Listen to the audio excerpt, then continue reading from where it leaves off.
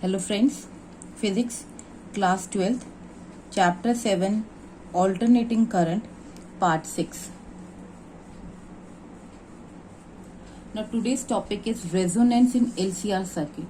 A LCR circuit is that circuit which consists of an inductor, a capacitor and a resistance connected in series with an alternating source. So in our previous chapter we already have done when the voltage across through this LCR circuit, and when we draw the phasor diagram, if current and voltage across the resistance, they are in the same phase, both the direction are in the same direction, that means they are in the same phase. The voltage across the inductor leads the current by pi by 2. वो current से phase difference कितना होगा, pi by 2 से lead करेगा, और we can say that the current lags behind the voltage in inductor by pi by 2. And in case of capacitor, the current and the voltage across the capacitor, there is a phase difference of again pi by 2, that is 90 degree. Here the current leads by the voltage across a capacitor by pi by 2, or we can say that the voltage leads the current in a capacitor by pi by 2. That means इन दोनों cases में एक दूसरे का reverse होता है. When we draw the resistance diagram, so if here we have a resistance, in this direction we are having resistance across the inductor, which is called as inductive reactance, and in the opposite direction we have inductive capacitance. Okay, now इन सब का जो resultant आएगा वो उसे हम क्या बोलते हैं, impedance. That we already have done in our previous chapter. और इनका जो वैल्यू आएगी that is the peak value of the voltage. So तो इनका जो voltage across all the three components जो मिलेगा वो peak value of voltage from the phasor diagram यहां से मिलेगा. एंड ये भी एक तरह की रेजिस्टेंस है, तो इनका जो फेजर सम निकलेगा वो निकलता है हमारा impedance, which is denoted by a letter Z. We already have done 3 cases. Like number 1 case में we have done that when VL या V0L is greater than V0C, the peak value of inductor is greater than the peak value of capacitance, or we can say that XL is greater than XC. In this case the resistance is behave like a inductor, क्योंकि यहाँ पे जो value निकलती थी वो हमारी जो inductor की फॉर्म में वैल्यूज निकलती थी. मतलब जो हमारा नेट फेजर वोल्टेज निकलता था peak value, that is its leads the current by phi some angle, और करंट से ज्यादा उसी सर्किट में होता है वोल्टेज जब वो इंडक्टर होता है. So here in the first case it behave as a inductor. In the second case V0L is less than V0C, that is XL is less than XC. Here XC is greater than capacitor, voltage across the capacitor is greater than voltage across the inductor, so the whole circuit is behave as a capacitor. This which we already have done in our previous lecture. Now the third case we are doing when the peak value of inductor is equal to the peak value of capacitor. In that case XL is equal to XC. ये जो condition होते हैं that is the condition for resonance. So in today's video I'm going to explain you about the what will happen during the when voltage across the peak value of voltage across a inductor is equal to the peak value of voltage across the capacitor. If this happens, that condition is called as resonance condition.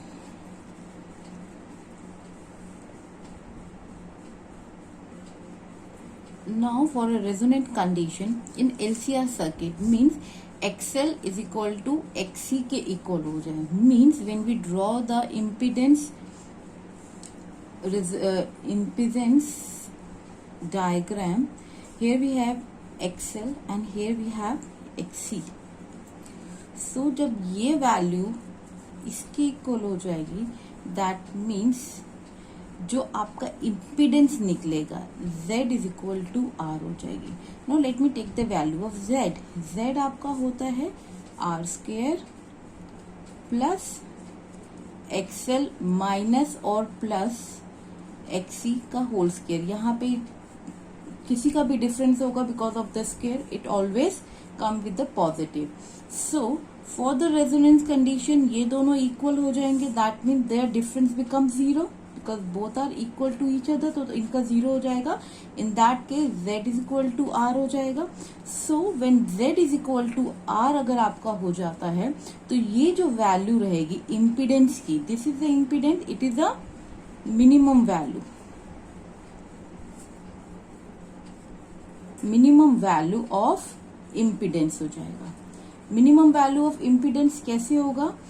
Since XL क्या है आपका, XL is equal to omega L है and XC आपका क्या है 1 by omega C and omega क्या है आपकी फ्रीक्वेंसी है. तो फ्रीक्वेंसी कौन सी, जो ये सोर्स आपको सप्लाई कर रहा है. So the source is supplying some frequency और इनकी जो वैल्यू है सोर्स की फ्रीक्वेंसी पे डिपेंड करती है. दैट मीन्स ये जो फ्रीक्वेंसी से करंट आपका फ्लो कर रहा है, it doesn't depend upon the R से कोई इसका लेना देना नहीं है. सो दैट इज वाई ये जो आपका कंडीशन आती है रेजोनेंस की, when XL is equal to XC, that means this is the minimum value of impedance. So you can write, एक नोट लिख सकते हैं, at resonance in LCR circuit, the impedance of circuit is minimum.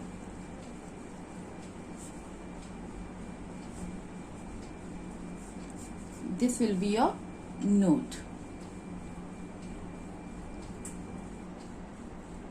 Now if the current flowing in the circuit is I is equal to I naught sin omega t, ये current इसमें circuit में flow कर रहा है and the I naught, the value of I naught, if you already calculated that it is equal to V naught upon Z, means I naught is a peak value of current is equal to peak value of voltage across the circuit upon the impedance.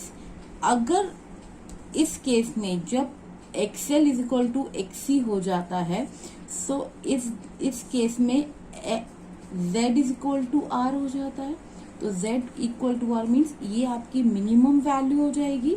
Now see when Z is minimum, when impedance is minimum, what about the current? The current is your maximum because it is inversely proportional. Now we can write I naught maximum कब होगा आपका, the current in a circuit maximum कब होगा, when voltage V naught upon R हो. जब resistance आपका कम होगा तो करंट आपका मैक्सिमम होगा. और ये कब होगा, C. Now see what will happen in the resonance circuit. ये actually resonance है क्या? Let us understand once again. अगर यहाँ पे we are getting the voltage, यहाँ पे जो हमें करंट मिल रहा है इट्स ए वेरिएबल करंट मिल रहा है, we are getting the variable frequency. और वेरिएबल फ्रीक्वेंसी होने के एक्सएल और एक्सी आपका दोनों ही डिफरेंट वैल्यूज आ रही है.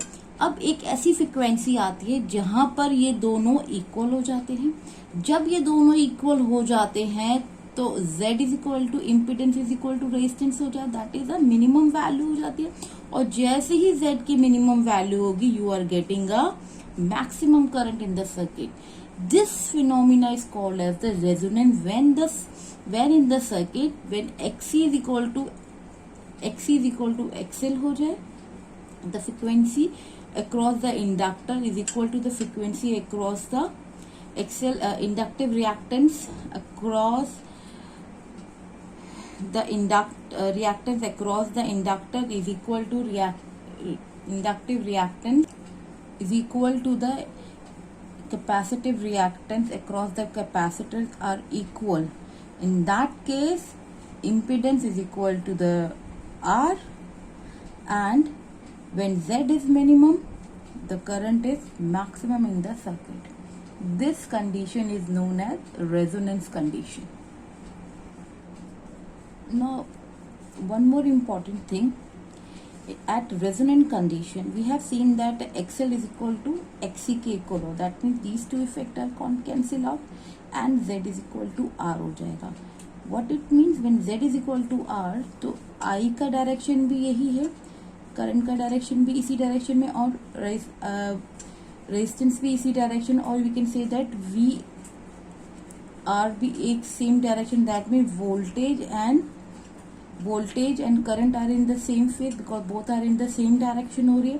So the circuit in which current and voltage are in the same phase, that type of circuit is called as pure resistive circuit. So we can say that at a resonance condition the LCR circuit will behave as a purely resistive circuit.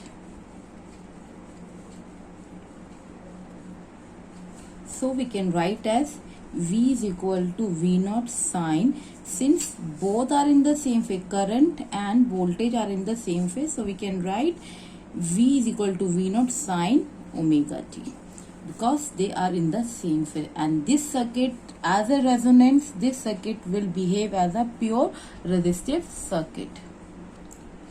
Now in LCR circuit we have done that at resonance XL is equal to XC. तो जब आपका resonance हो रहा है तो XL is equal to XC हो रही है. अब now we have to find out what value of omega when XL is equal to XC. So we have to find that value, that frequency when the resonance occurs. Let us consider the frequency when the resonance occurs is equal to omega naught. We just write it कि वो frequency जब omega naught होता है तब आपका resonance होता है. That means XL is equal to XC होता है. Now XL, what is your XL? That is at that frequency the value of XL is equal to omega naught L हो जाएगा, and XC का value हो जाएगा 1 upon omega naught C. Now when we cross multiply it, omega naught square is equal to 1 upon LC, or we can say omega naught is equal to 1 upon square root of LC. So this is the frequency when the resonance occurs. Now this frequency in the term of f, omega होता है आपका 2 पाई f not कर लेते हैं, is equal to 1 upon root LC, और we can write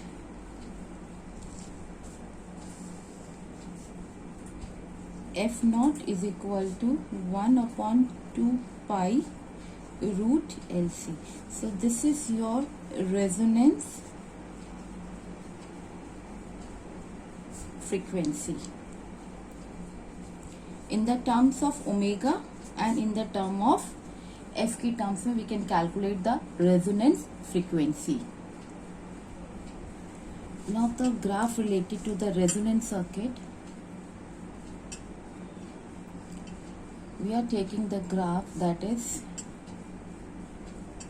I naught versus frequency graph. So how to do this graph? Let us consider. अब हम graph बना रहे हैं. We are taking the frequency in this direction and I naught in this direction. Now we know that I naught की value क्या होती है? I naught is equal to V naught upon Z रहता है और Z इज इक्वल टू होता है आपका R square plus XL minus XC या फिर एक्सी माइनस एक्सएल का whole square, whatever will be the condition, वो हम कैलकुलेट कर सकते हैं. नो एक्सएल हमारा रहता है, एक्सएल रहता है अगर इन द टर्म्स ऑफ अगर हम करते हैं, just do it here, XL रहता है आपका omega L and in the term of F it is 2 pi F L हो जाएगा and X C is equal to 1 upon omega C which is in the term of F की term में आप करेंगे तो it is 1 upon 2 F C.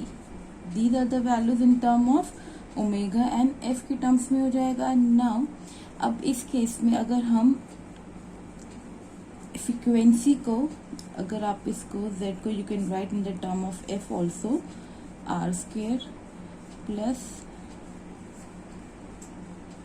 2 pi F L minus 1 upon 2 pi F C का whole square. Now अब what we are doing, अगर हम frequency को स्मॉल कर देते हैं, if you are taking the frequency small, अगर मैं फ्रीक्वेंसी को स्मॉल ले लेती हूँ, so if I take the frequency small तो एक्सएल आपका स्मॉल हो जाएगा. तो अगर मैं फ्रीक्वेंसी को स्मॉल ले तो point will be here, frequency XL आपका स्मॉल हो गया, this term will be small and this term will become XC आपका इंक्रीज हो जाएगा, बढ़ जाएगा. तो डिफरेंस जो है again is increase, that means Z की वैल्यू फिर अगेन, क्योंकि something is add up here, this value का स्केयर होगा वो इंक्रीज हो जाएगी, तो दैट मीन्स जेड आपका लार्ज हो जाएगा. Now in the second case F को मैं लार्ज ले लेती हूँ. अब अगर मैं एफ को लार्ज ले लेती हूँ, अगर मैं एफ को लार्ज ले तो एक्सएल आपका इंक्रीज हो गया एंड एक्सी आपका डिक्रीज हो गया. फिर उनका डिफरेंस बढ़ गया बिकॉज उसका स्केयर होगा, तो स्केयर होने से फिर आर की वैल्यू दिस आर स्केयर के साथ एडअप होके जेड की वैल्यू फिर वो लार्ज हो जाएगी. In both the case whether I am taking the frequency small और large, in both the case Z आपका लार्ज रहेगा. अगर आपका जेड लार्ज रहेगा, जब आपका z लार्ज रहेगा तो करंट आपका मिनिमम वैल्यू पे रहेगा. That means these are the two values where f को मैं स्मॉल ले लूं, हियर इज द, यहाँ पे आपका फ्रीक्वेंसी है, तो अगर फ्रीक्वेंसी को मैं चाहे स्मॉल वैल्यूज ले लूं या फिर लार्जर वैल्यू ले लूं, इन बोथ द केसेस z आपका हमेशा लार्ज आ रहा है with the help of this formula. z आपका हमेशा इंक्रीज हो रहा है and because z is increasing, z is increases, that means current जो maximum current है आपका, that is the peak value जो है वो आपकी current की कमी रहेगी. but एक ऐसा condition भी आएगी जहां पर मेरा फ्रीक्वेंसी कुछ ऐसी एक फ्रीक्वेंसी होगी जहां पे मेरा I मैक्सिमम हो जाए. दैट मीन्स I मैक्सिमम कब हो जाएगा, जब मुझे इस तरह का कोई पॉइंट मिलेगा. दैट मीन जो हमारा ग्राफ होगा is something like this.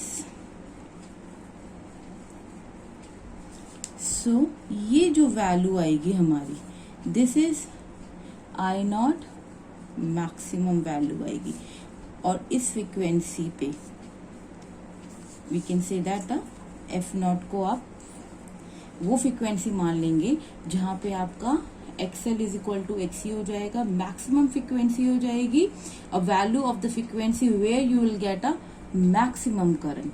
So this is the graph related to the resonance circuit. Now the next term related to the resonance is the power. What happened to the power at the time of resonance?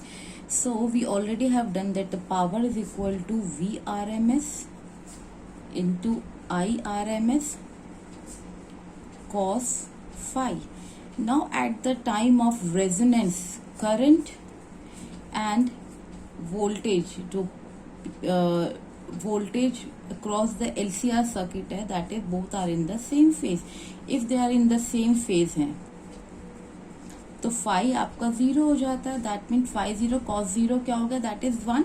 That means power is equal to Vrms into Irms cos phi 0. cos phi 0 मीन्स यहाँ पे आप लिखेंगे cos phi 0 हो गया and cos phi 0 is equal to 1 हो जाए. cos 0 is 1. So now Vrms की वैल्यू we already have done that it is V0 upon √2 होता है एंड Irms की वैल्यू होती है I0 upon √2 into 1 and I0 V0 को you can write I0 because at that time resonance पे I maximum होते, you can write maximum I0 into R upon √2 और I0 यहाँ पर ऑलरेडी है आपका. दिस इज I0 मैक्सिमम है at the resonance. You can write I0 maximum upon √2. Now just multiplied here we are getting I0 maximum square into R upon √2 into √2 is your 2. So जब current maximum हो रहा है I0 maximum, तो जो power आपको कैसे मिलेगी? Again you are getting a maximum power. तो this is a formula at the resonance. तो at the resonance current is maximum, तो वहां पे पावर भी आपकी मैक्सिमम होगी.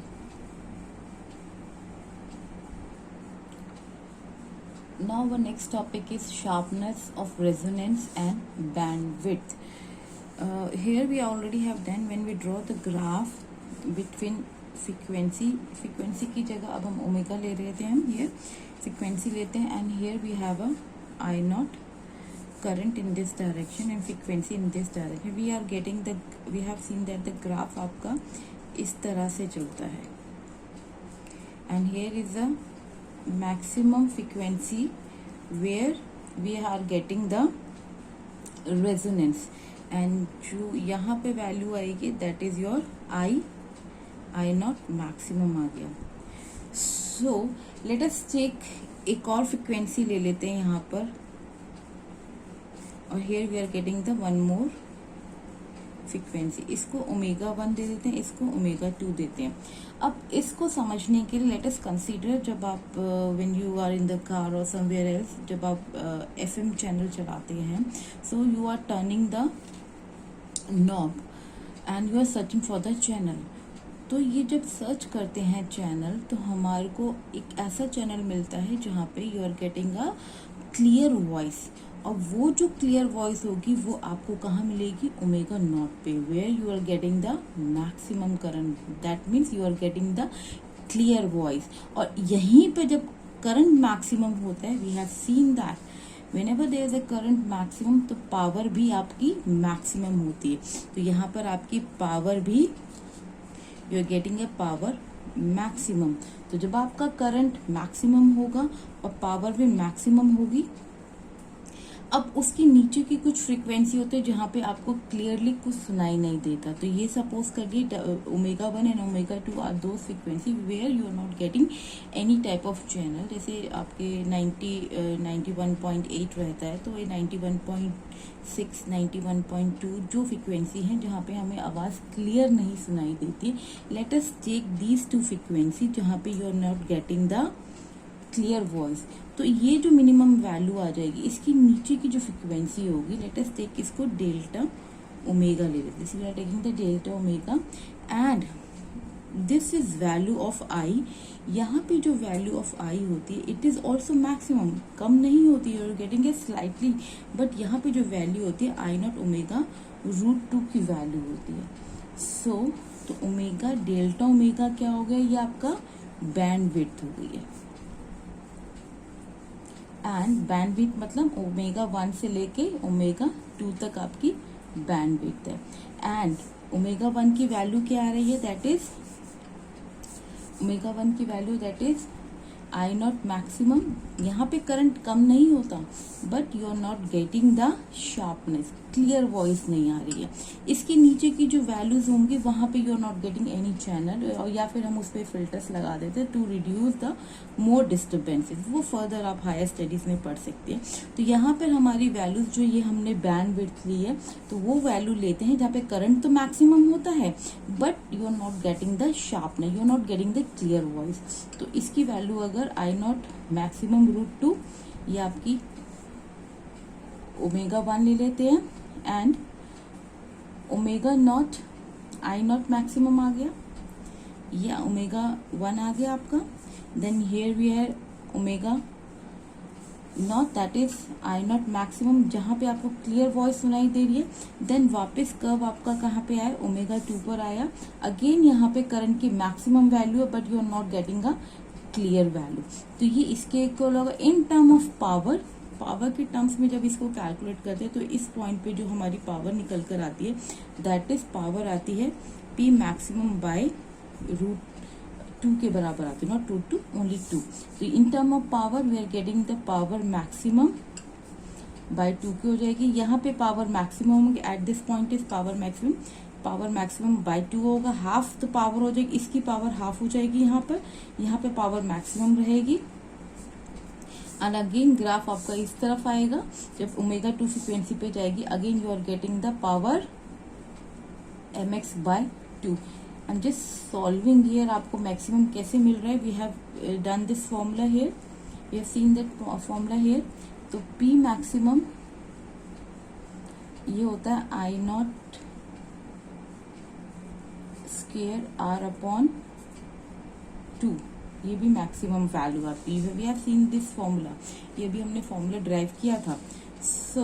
तो जब आपने देखा यहाँ पर आप आई नॉट की वैल्यू आप यहाँ पे ये वाली डाल के देखिए, put this value I naught by root 2। अब आई नॉट जो यहाँ पर वैल्यू है we are putting the value here, तो p is equal to I not maximum upon root 2 whole square r upon 2। तो when we solve it here we are getting, यहाँ पे जो हमें वैल्यू मिलेगी p is equal to I naught square maximum upon 4r। तो half पे आपको 4r मिल रही है, और you can write p is equal to p max 2, you are getting the value here. So तो जब आपका करंट इतना होगा तो पावर उसकी हाफ हो जाएगी at the peak value. Clear?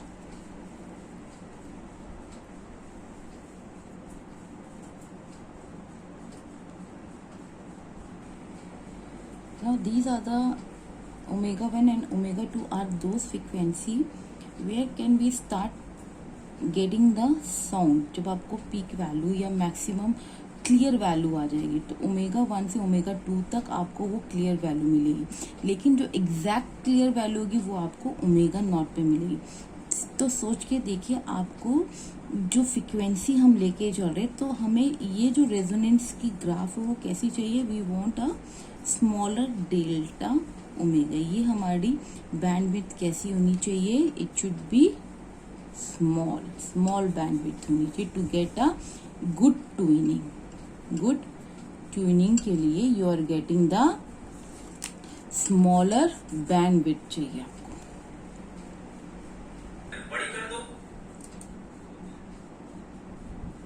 Now we have to do the calculations for delta omega. इसकी calculations we are not supposed to do the calculation, we are just writing the result. omega 2 minus omega 1 is equal to रहता है, जो result निकलेगा that is L upon R, वो आपको calculation portion नहीं करना, you have to learn only the result that is R upon L. तो here R कैसा होना चाहिए आपके पास, लार्ज होना चाहिए, and L should be small.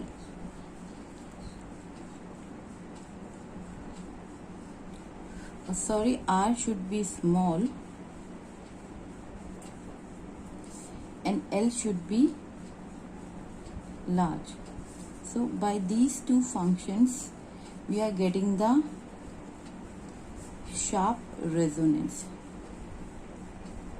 So small value किसकी होगी, R should be small and L should be large.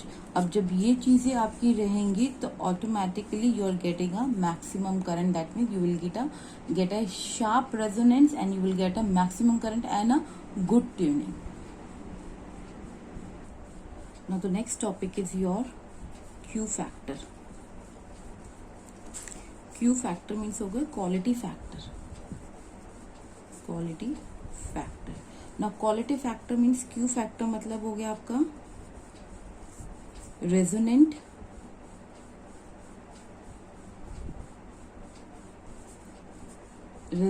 frequency which is denoted by omega naught upon bandwidth. Now which is delta omega. Now अब इसका formula derive करते हैं। तो resonant frequency होती है आपकी 1/√LC and bandwidth is your RL. So when you solve it, you will getting L upon R 1/√LC आ जाएगा, or you can write 1/R L upon C. So quality factor का जो formula रहेगा Q factor का is equal to 1/R LC आपका रहेगा। तो Q factor calculate का या क्वालिटी फैक्टर कैलकुलेट करने के लिए you are using 1/R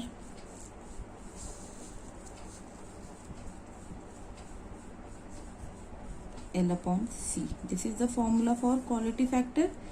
Now from this what we conclude that कि for a resonance, for a proper resonance कि हमें tuning proper अच्छे से सुनाई दे, for this R should be small, C is again small and L should be large. So for a proper good tuning of a in a resonance आपको क्या चाहिए कि you are getting a bandwidth, आपको small चाहिए, you are getting the bandwidth कैसी होनी चाहिए आपकी small, ये जो आपकी bandwidth है R upon L should be small होना चाहिए। Q factor, this Q factor, ये जो Q फैक्टर है आपका, दिस Q फैक्टर बैंडविड्थ आपकी स्मॉल होनी चाहिए, Q factor should be large, ठीक है, and resistance should be R should be small, C should be small and L should be large. So this is our today's video. I end up the session here. We continue the topic in our next video. Good day everyone.